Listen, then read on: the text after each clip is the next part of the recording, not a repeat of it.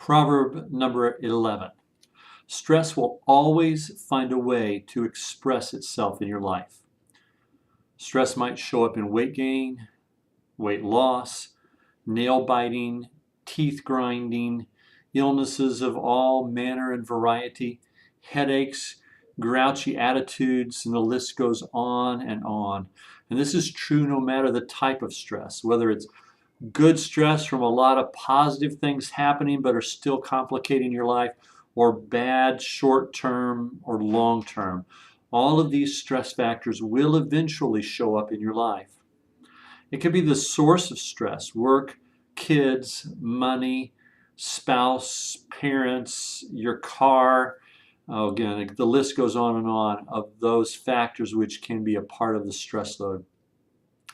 And here's an interesting fact. It will usually evidence itself in the same way in your life over and over and over again. For example, in overeating. If you're under a lot of stress, you may have just immediately reached for some comfort food. Or nail biting. Or there are so many ways that it can express. So what you need to do is to learn what is that evidence of stress in your life. Then you have a key. There are many ways to reduce stress. There are things such as exercise. We all heard that. Maybe that works or doesn't work for you. Watching a movie, talking to a friend, taking a nap, taking a bath, listening to music, drinking some tea, sitting with your eyes closed for a few minutes. There are a lot of ways that you can de-stress in your life. There's also a lot of unhealthy ways you can de-stress in your life. However, in all of these cases, it actually causes you even more stress. Things like overeating or undereating or consuming alcohol or prescribed medications to an extreme, or extramarital sex, or any number of variety of other things that are unhealthy that will actually begin to add other stress factors into your life and derail your life.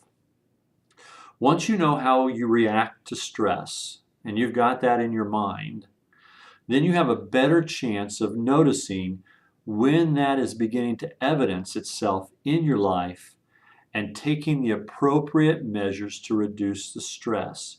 You will need to figure out what works for you.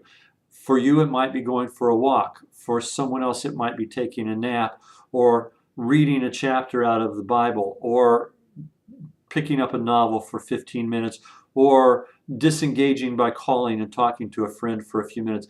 Find what works for you. It won't be the same for everybody, although honestly, exercise is probably one of the most effective ways to eliminate stress in your life.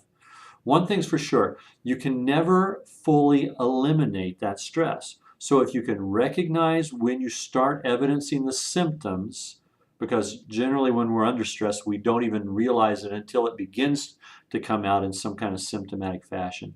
Once you've begun to recognize the symptoms, then you can begin to say, okay, now I need to figure out what I need to do to pull that into check and begin to consciously de-stress your life.